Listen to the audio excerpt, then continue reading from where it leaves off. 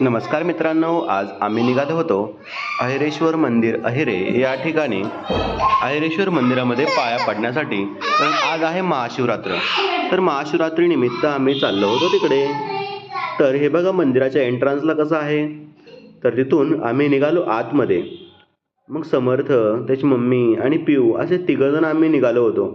गेल्यानंतर पहिल्यांदा मग नंदीचं दर्शन घेतलं. त्या ठिकाणी एक बाबा होते, त्यांच्याकडून गंध लावला, परंतु त्यांना द्यायला पैसे नव्हते. तर म्हटलं की नंतर आम्ही तुम्हाला देऊ. त्याच्यानंतर गेलो आम्ही आतमध्ये पाया पडायला. हे बघा आतमधला फोटो.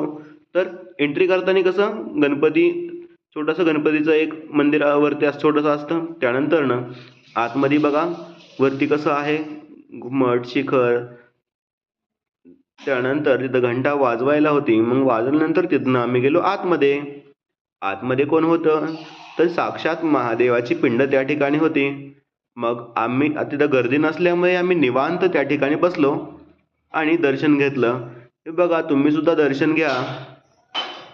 आणि मग पिवणी यांनी तिथं हात लावला त्या याला, ज्यातनं पाणी खाली पडतं याला. त्यानंतर समर्थ देखील पाया पडला.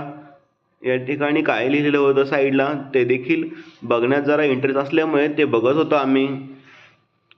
त्या ठिकाणी बघा पानं, फुलं असं तिथं सगळं महादेवाला वाहिलेलं होतं. लोकांनी समई लावलेली होती. मग आम्ही त्या ठिकाणी थांबलो थोडा वेळ, 2 मिनटं पाया पडलो व्यवस्थित. आणि त्यानंतर मग आम्ही बाहेर निघायला लागलो होतो. तरी समर्थ पाया पडतच होता. बघा कसा पाया पडतोय.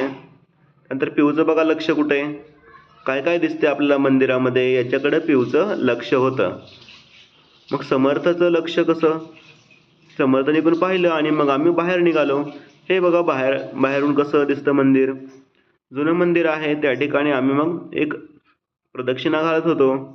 त्यावेळेस आम्ही चालत असताना पाठीमागून बघा आता कोण दिसतंय तुम्हाला. पाठीमागून आता आमच्या माग कोण येते. मग मग ते कुत्रं तिथं पाठीमागं आमच्या येत होतं. त्यानंतर आम्ही गेलो दत्त मंदिर आहे छोटंसं तिथं, आणि पिंपळाचं एक झाड आहे तिथं पाया पडण्यासाठी गेलो. पाया पडून झाल्यानंतर मग हे बघा दत्त देवाचं मंदिर.